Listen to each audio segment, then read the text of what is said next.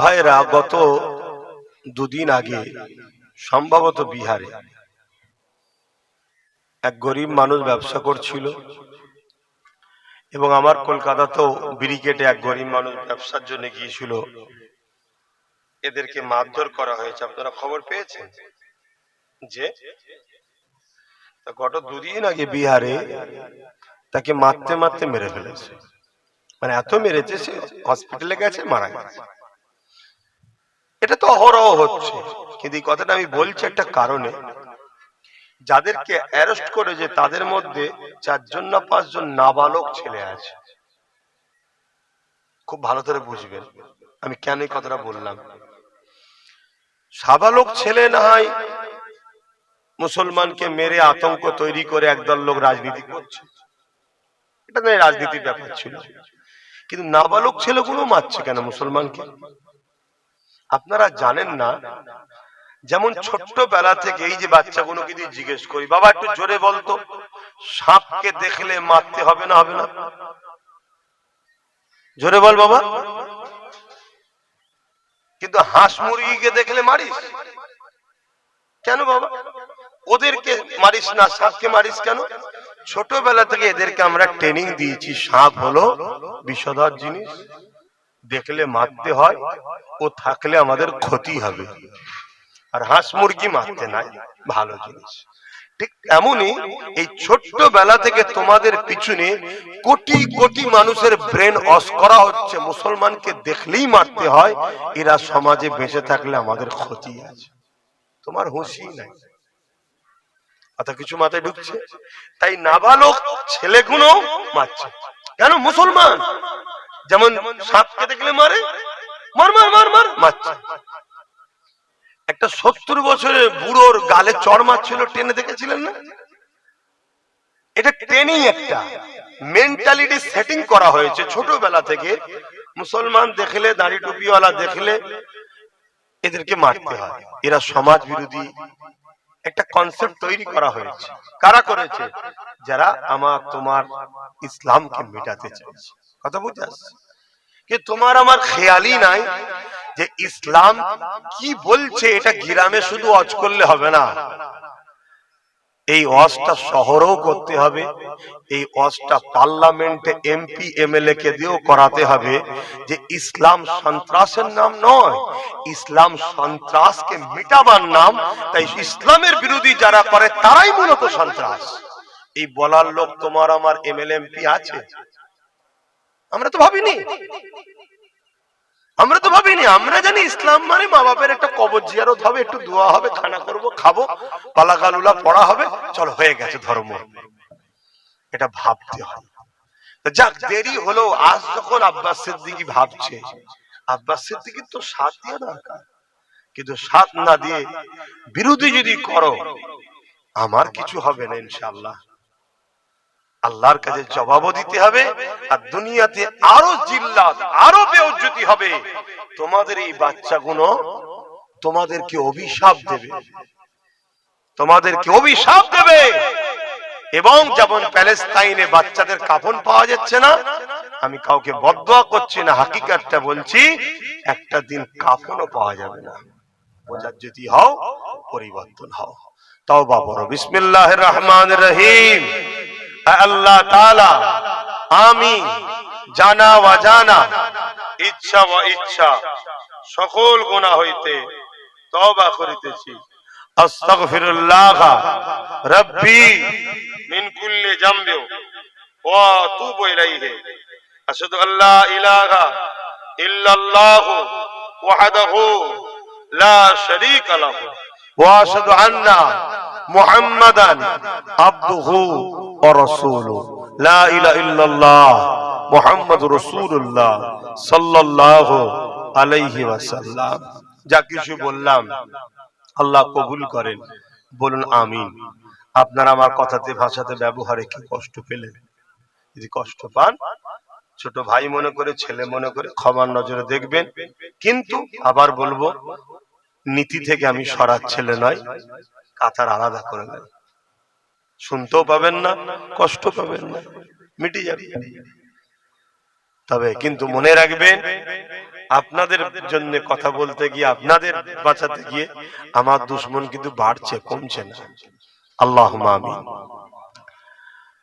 আয় আল্লাহ, আপনার সৃষ্টিকে ভালোবাসি, আপনার নবীকে ভালোবাসি, নবীর উম্মতদেরকে ভালোবাসি, আপনার নবীর খাতিরে নবীর উম্মতদের পিয়ার করি। তাই বুঝাবার চেষ্টা একবার নয় 1000 বার করছি মালিক, কিন্তু ফাইসাল্লা তো আপনার হাতে।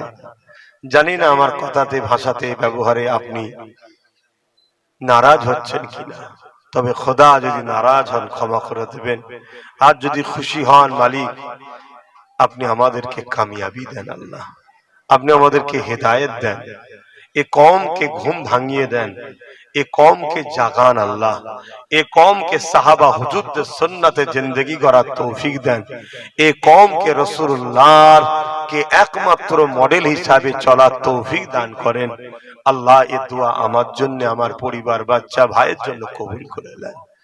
আয় আল্লাহ, এই গ্রামে প্রতি বছরই মাহফিল হয়, জন যুবক ছেলেগুলো, আহলে সুন্নাতুল জামাতের ছেলেগুলো এই মাহফিল করে। আল্লাহ এই মাহফিলকে আপনি কবুল করে নেন। এবছরই মাহফিল হচ্ছে, আল্লাহ কবুল করেন। হালাল পয়সা থেকে যে যা দান করেছে আল্লাহ কবুল করেন। তাবারুকও করেছে, হালাল পয়সা থেকে যারা দান করেছে কবুল করে নিন আল্লাহ, রহমত করে, মেহেরবানি করে আল্লাহ। যদি কিছু সওয়াব দেন, এই সওয়াব নূর নবী দয়াল নবী হাবিবুল্লাহ দরবারে সওয়াব পৌঁছে দেন। হুজুর আব্বা জান, আম্মা জান, পরিবার, সাহাবা, সাহাবিয়া, চার পিরানে পীর, চার ইমাম হুজুরদের উপরে সওয়াব পৌঁছে। আল্লাহ, আমরা যারা হাত তুলেছি আমাদের সকলের পীর ও মুর্শিদ মুজাদ্দিদুজ জামান কুতুবুল আলাম আমিরুশ শরিয়াত দাদা হুজুর পীর কেবলার উপরে সওয়াব পৌঁছে। আল্লাহ, সুলতান হিন্দ গরিবে নওয়াজ খাজা মুঈনুদ্দিন আজমিরি হুজুর পাকে সওয়াব পৌঁছে দিন। হুজুরের পরিবার, সন্তানদের রুহের সওয়াব পৌঁছে দিন। আমার মুজাদ্দিদুজ জামানের পরিবার, আওলাদ, খলিফাদের রুহের সওয়াব পৌঁছে দিন। আল্লাহ পাক, এই এলাকায় যত আপনার মাহবুব বান্দা বান্দি রয়েছেন, চলে গেছেন, প্রত্যেকে রুহে রুহে সওয়াব পৌঁছে দিন। আমরা যারা তুলি আমাদের বাপ কুল, মা কুল, দাদু কুল, দাদি কুল, নানা কুল, নানি কুল, শ্বশুর শাশুড়ি কুল, মাই মুরব্বী যারা চলে গেছে আল্লাহ, আল্লাহ প্রত্যেককে জান্নাতি বানিয়ে দিন আল্লাহ। যারা বেঁচে আছেন হায়াত দারাজ করুন। নামাজি, মুত্তাকি, পরেজগার, হাজি গাজী আপনার পাগল, আপনার হাবিবের পাগল বানিয়ে নেন। দিদারে কাবা শরীফ, দিদারে মদিনা শরীফ যাবার তৌফিক দিন।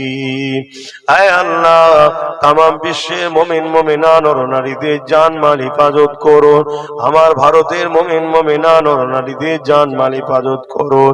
আয় আল্লাহ, আমার দেশের সার্বভৌমত্বকে নিরাপদে রাখুন। আমার দেশের হিন্দু, মুসলিম, দলিত, আদিবাসী, শিখ, পাঞ্জাবি সবার মধ্যে মানব বন্ধন দিন। আমার দেশের সম্প্রীতি প্রেমী মানুষদের উপরে আপনি সাহায্য করুন। আয় আল্লাহ, আমার দেশের সেনাবাহিনী, পুলিশ বাহিনী, বিএসএফ বাহিনী তাদেরকে সুস্থ ভালো রাখুন, নিরপেক্ষভাবে কাজ করার তৌফিক দিন। আমার দেশের হিন্দু, দলিত, আদিবাসী, সাঁওতাল, বাগদি সবাইকে সুস্থ ভালো রাখেন। খাস করে আমার কওমকে ৭৯ বছর ধরে সবাই কম বেশি ধোঁকা দিয়েছে।